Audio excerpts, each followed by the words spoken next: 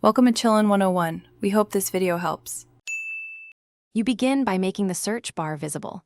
This is the only reliable method. Right-click the taskbar, select Search, then choose Show Search Box. Once done, the bar appears next to Start, so you can type immediately.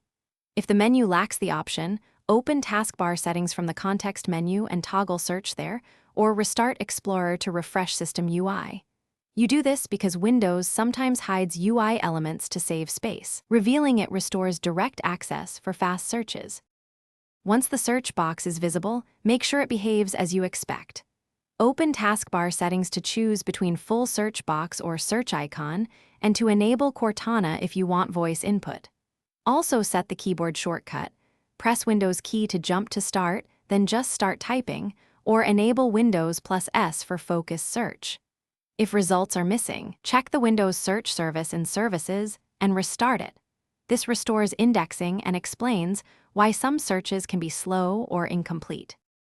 Finally, test the search bar by finding an app, a setting, and a web term. This confirms local and online functions. If items are missing, rebuild the index in Indexing Options to refresh what Windows searches, because corrupt indexes often hide results. If the bar fails entirely, run command prompt as admin and execute sfc/scanno to repair system files, then restart Explorer or reboot. One quick troubleshooting tip: toggle the search setting off and on again to force a UI refresh. Thanks for watching. Consider subscribing if we helped you.